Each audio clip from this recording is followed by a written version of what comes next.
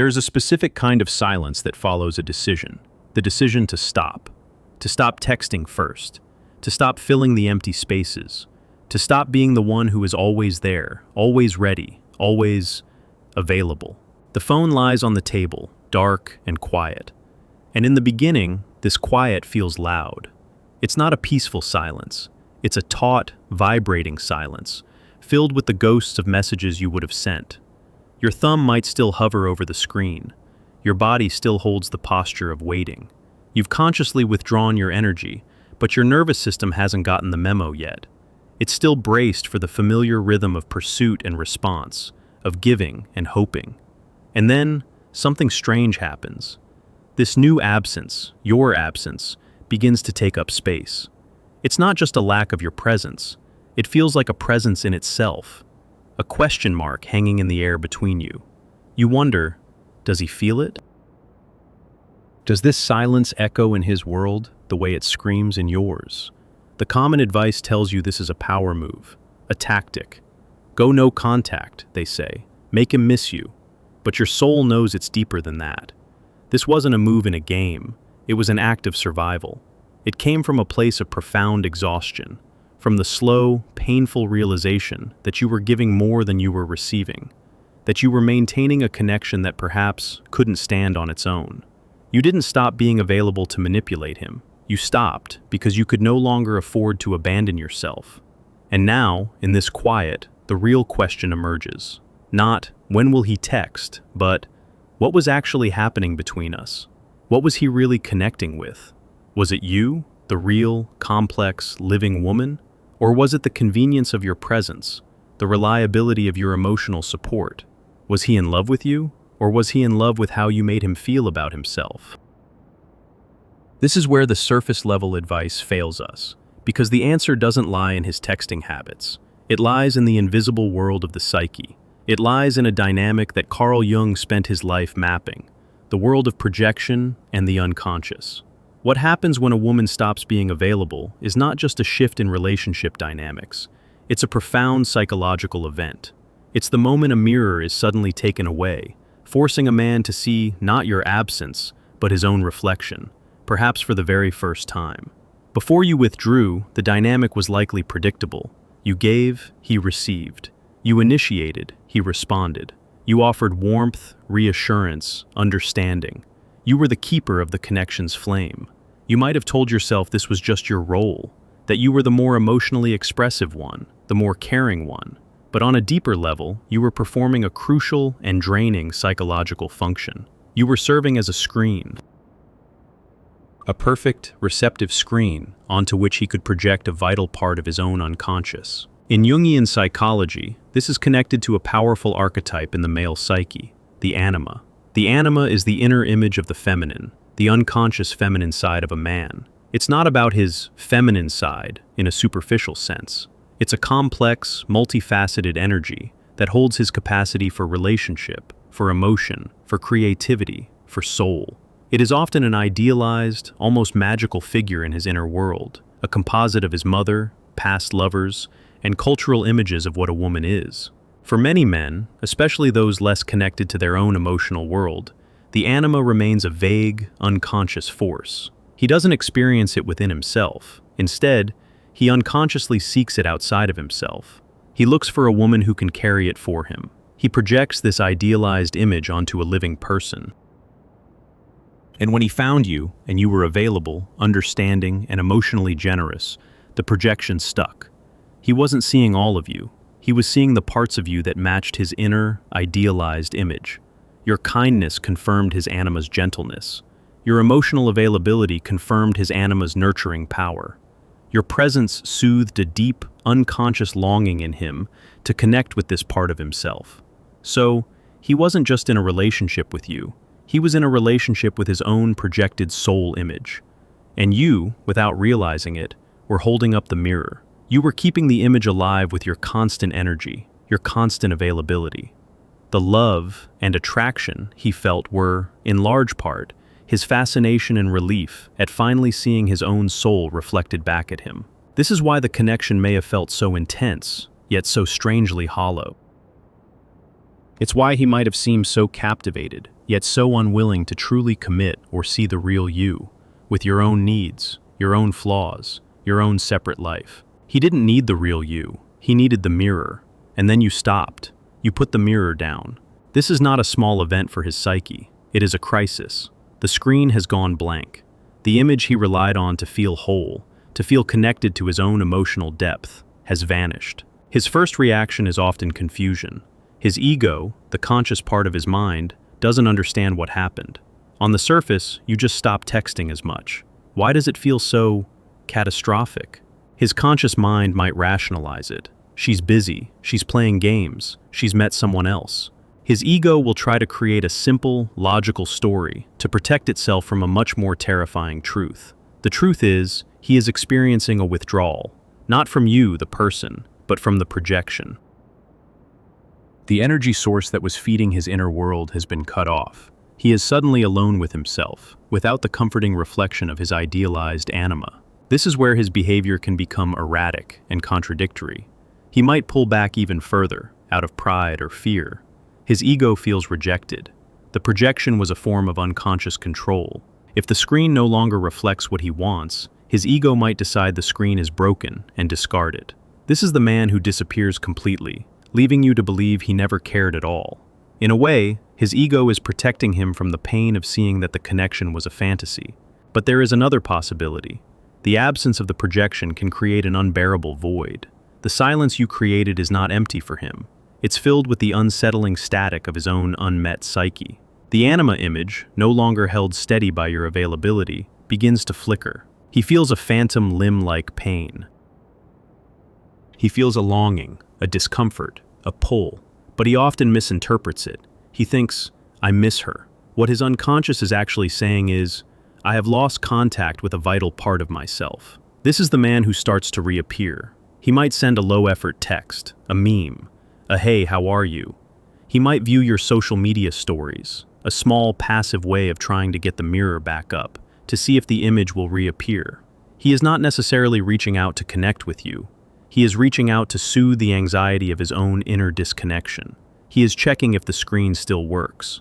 This is the most dangerous and delicate moment for you, because if you respond with the same old availability, the same rush of warmth and reassurance, you simply pick the mirror back up. The projection clicks back into place. The dynamic resets. He feels a wave of relief. The anxiety subsides, and he has learned a crucial, unconscious lesson. He doesn't need to change. He just needs to apply a little pressure when the reflection disappears. The cycle will continue, and the next withdrawal will be even more painful. The real transformation, for both of you, can only happen in the space your unavailability has created. For him, the prolonged absence of the projection is an invitation from his own unconscious. It's a chance to stop looking for his soul in another person, and to begin the difficult work of finding it within himself. It's a call to integrate his anima, to develop his own capacity for relationship and emotion, rather than outsourcing it. Most men will not consciously undertake this journey. It is painful and confusing. It is easier to find another mirror. But for you, this understanding is everything. It is the key that unlocks you from the prison of waiting and wondering.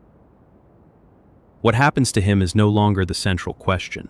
The central question becomes, what is happening to you now that you are no longer holding the mirror? For the first time, perhaps in a long time, your hands are free. Your energy is your own. But this newfound freedom can be terrifying. It can feel like emptiness. Why? Because the role of the available one, the caring one, the mirror, was a core part of your identity in this relationship. It was your persona.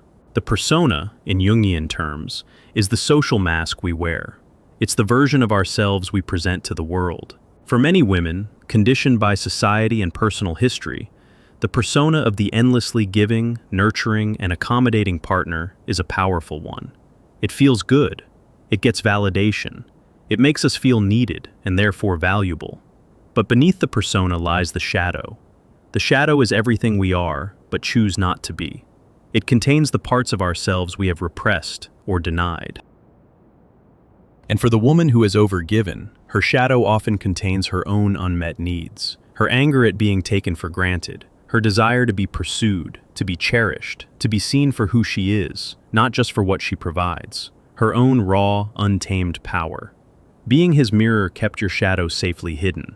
As long as you were focused on his needs, on maintaining his reflection, you didn't have to face your own emptiness or your own rage. Your constant availability was not just a service to him, it was a distraction from yourself. When you stop being available, you are not just taking the mirror from him, you are forced to look into it yourself. And you might not like what you see at first. You might see the exhaustion, you might see the resentment that has been building up. You might feel the ache of an abandonment complex, a deep-seated fear that if you are not constantly useful and available, you will be left. This pain is the beginning of your real journey. It's the voice of your shadow, finally getting a chance to speak. It's the voice of your authentic self, calling you back from the brink of self-abandonment. The discomfort you feel in the silence is not a sign that you made the wrong decision. It's a sign that you are finally metabolizing the true cost of the dynamic. You are grieving, not just the loss of him, but the loss of the fantasy. The fantasy that your endless giving would one day be fully reciprocated. The fantasy that if you just loved him enough, he would finally see you. This is where you must be incredibly gentle and incredibly firm with yourself. The urge to pick up the phone, to check on him, to offer a piece of yourself just to soothe the anxiety will be immense. This urge is the addiction to the old role. It's the persona trying to reassert itself because the silence feels like death to the ego that was built around being needed. But this is only the surface. The deeper truth is more uncomfortable. The intensity of the attraction was never a reliable measure of the relationship's health. The intensity was a measure of the projection's power. A powerful projection feels like fate. It feels like a soul connection. It feels like you've known this person forever. Of course it does. You are meeting a man who is unconsciously introducing you to a part of his own soul. The energy is archetypal. It's immense. It's intoxicating. But it is not real love. Real love is not about finding a missing part of yourself in another person. It's about two whole people seeing each other, accepting each other, and choosing each other, flaws and all. Projection is the opposite of this. It is about one person using another as a screen to avoid the difficult work of wholeness. When you understand this, the entire narrative shifts. His silence is no longer a judgment on your worth. His reappearance is no longer a sign of his love. His distance is no longer a mystery to be solved. All of it is simply data about his own inner world, his own relationship with his anima, his own level of psychological maturity. It has almost nothing to do with you. The moment you truly grasp this, the dynamic begins to lose its power. The emotional charge dissipates. You are no longer a participant in his inner drama. You are an observer, and from this place of observation, you can finally make a choice. The choice is no longer, how do I get him to see me? The choice is, do I want to engage with someone who is incapable of seeing me? If he disappears, the answer is clear. He was only interested in the mirror. Let him go. He is seeking another screen, not a real relationship. Grieve the fantasy, but celebrate your freedom. If he comes back, this is where your true power lies. Your power is not in being cold or punishing. It is in your unwavering commitment to not picking up the mirror again. This looks like responding, but not with the old, rushed availability. It looks like being warm, but not pouring your energy into him. It looks like being present, but with a clear boundary that your life, your emotions, and your time are now your own. He will feel the difference immediately. He is expecting the old reflection. Instead, he is meeting a solid person. He is meeting a woman who is no longer a screen, but a reality. This will be deeply unsettling for his ego. He might try to provoke you back into the old role. He might become charming, intense, suddenly full of the promises you always wanted to hear. This is his ego's last-ditch effort to get the projection working again. He is trying to charm the mirror, not the woman. Or he might become sullen and withdrawn, punishing you with silence for not playing your part. He is trying to guilt the mirror back into place. Your job is to do nothing. Your job is to simply be, to hold your center, to stay connected to your own feelings, your own needs. You are no longer reacting to him. You are responding to yourself. This is the ultimate test. Can you tolerate his discomfort? Can you sit with the ambiguity without rushing to fix it? Can you value your own inner peace more than you value his validation? If you can, one of two things will happen. He will retreat for good, because a real woman is far more challenging and far less satisfying to his ego than a fantasy projection. And this will be a gift. It will be the final confirmation that the connection was not sustainable. Or, and this is the rarer path, the shock of meeting a real person where a projection used to be might actually wake him up.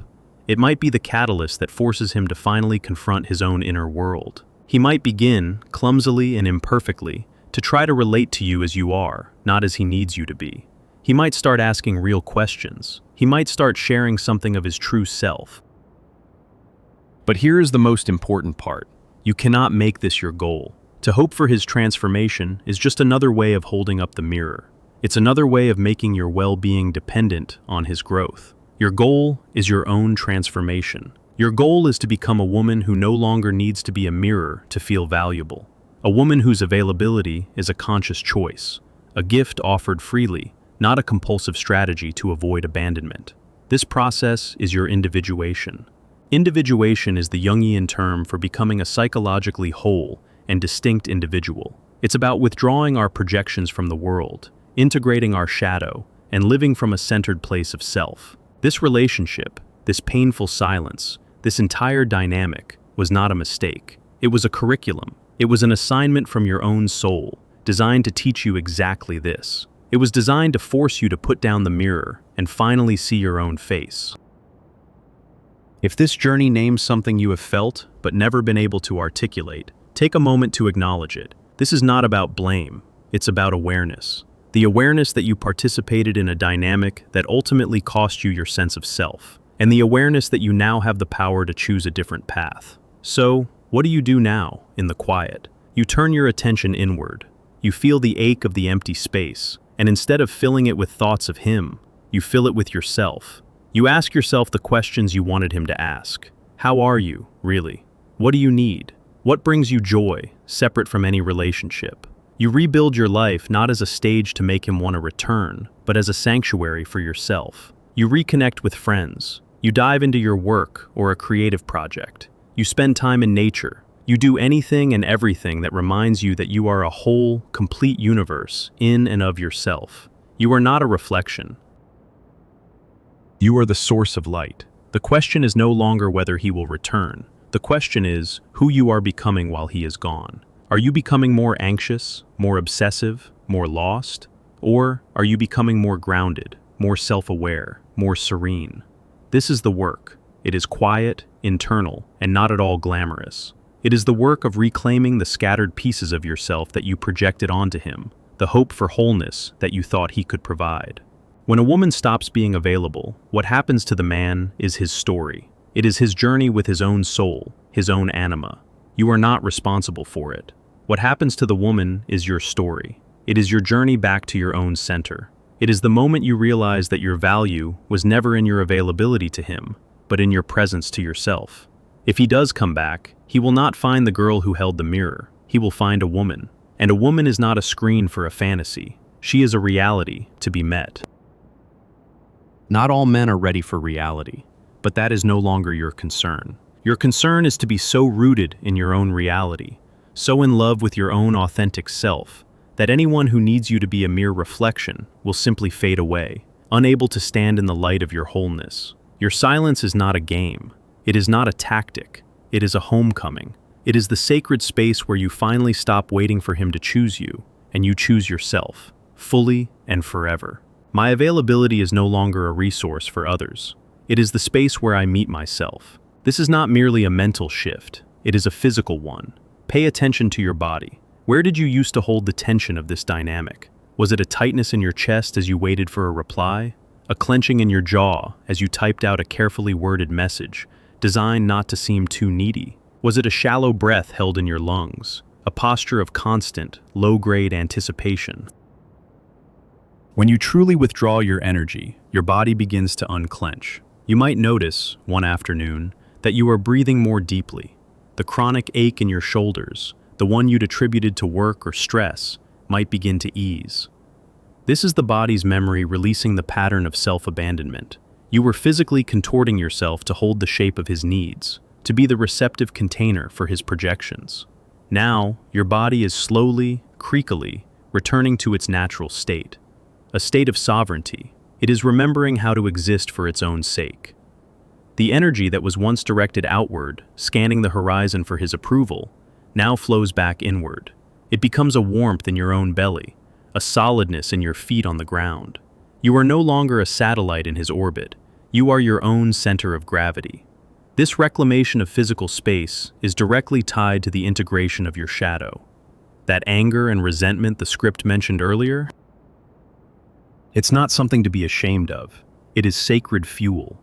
It is the part of you that loves you enough to scream, "No more." For so long, your persona, the good, understanding, patient woman, has been at the wheel. Your shadow was locked in the trunk, but the constant bumping and rattling from the back was the source of your exhaustion, your unexplained sadness, your feeling of being unseen. By stopping the pattern of availability, you have finally pulled over, opened the trunk, and let the shadow out into the light. At first, its voice may be harsh. It may rage, it may cry, it may fill you with guilt, whispering, "You're being selfish, you're being cold, you're going to end up alone." This is the voice of your conditioning, the echo of a patriarchal system that benefits from women who don't have boundaries. It's also the voice of your own inner critic, your negative animus, which has internalized the belief that your worth is conditional upon your service. Your task is to not argue with this voice, but to listen to it with compassion. Beneath the rage is a deep grief. Beneath the grief is a simple, profound need. The need to be seen, to be valued, to be met. As you sit with these shadow feelings, a strange alchemy occurs. The rage softens into clear boundaries. The grief transforms into self-compassion. The neediness becomes a simple, honest desire that you can now choose to meet for yourself, or ask for in a healthy way from others who are capable of giving. The shadow, once integrated, becomes your greatest ally. It is the source of your no. And a woman who can say a clear, grounded no is a woman who can offer a truly authentic yes. How do you know this inner work is taking root? You will notice concrete signs, small shifts in the texture of your daily life. The first sign is often a change in your relationship with your phone. The silence from it will no longer feel like a personal rejection, but like a peaceful expanse. You'll put it down for hours and not think about it. The urge to check his social media will fade, not because you are forcing yourself, but because you are genuinely more interested in your own life. Another sign is the quality of your inner monologue. The mental real estate he once occupied, the endless loops of analyzing his words, his actions, his silences, it starts to free up. Into this new mental space, your own thoughts and desires will begin to bubble up. You might find yourself thinking, "I'd love to take a pottery class," or "I want to repaint the living room," or "I'm going to book that trip I've always talked about." These are not distractions. They are the voice of your authentic self, reclaiming its territory. You will also feel a shift in your decision-making. Before, many of your choices, even small ones, may have been unconsciously filtered through the lens of his potential perception. Should I post this photo? What will he think? Should I go out with my friends tonight? What if he decides to call? Now, you will begin to make choices from a clean, clear place of your own desire. The primary question becomes, what do I want? And the freedom in that question is breathtaking. You are no longer living a life in reaction to a man's presence or absence. You are simply living.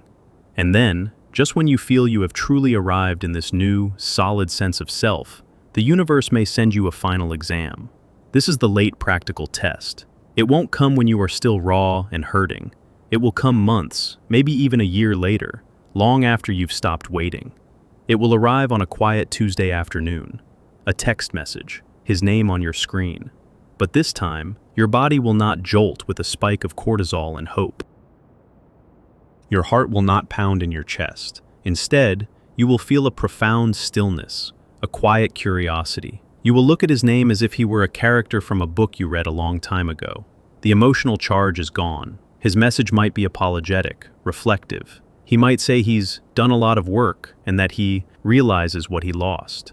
This is the Anima projection in its most seductive, final form. It's the fantasy that he has finally woken up, that your absence taught him the lesson you always hoped he would learn. The old you would have leaped at this. The old you would have seen it as vindication, as the triumphant ending to your love story. But the new you, the integrated you, simply observes. You don't feel the need to reply immediately. You don't feel the need to prove you've moved on. You feel nothing but a calm neutrality. If and when you choose to respond, your words will come from this place of wholeness. There will be no bitterness, but there will be no open door either. It might be a simple, "I appreciate you sharing that. I wish you well." It is a response that is kind, yet utterly closed. It is not a punishment, it is a statement of fact. The fact is that the position of his woman is no longer vacant. It was never truly filled by you in the first place, and now the space itself has been renovated, redesigned, and repurposed for its rightful occupant, your own soul. Passing this test isn't about rejecting him. It's about realizing, on a cellular level, that you no longer need anything from him. Not his validation, not his apology, not his presence. His journey is his own. You are no longer a supporting character in it. You are the protagonist of your own epic. And in this understanding, a soft, gentle wisdom settles in. The pain you went through was not meaningless. That relationship dynamic, as toxic and draining as it was, served a profound purpose. It was the grain of sand in the oyster. It was the irritant that forced you to create a pearl, a resilient, luminous, integrated self. You can almost feel a quiet gratitude for the experience, not for the pain it caused, but for the growth it demanded. You learn that true love doesn't arrive to complete you, because you are already complete. It arrives to witness you, to celebrate you, and to meet you in your wholeness. The journey away from being his mirror is the journey toward becoming a woman who is ready for that kind of love. And more importantly, it is the journey of falling in love with the woman you found when you were finally, blessedly, alone. The silence you once feared has become your most trusted friend, your wisest counselor. It is the space where you learn that your availability was never the prize. Your presence, to yourself, was the entire kingdom.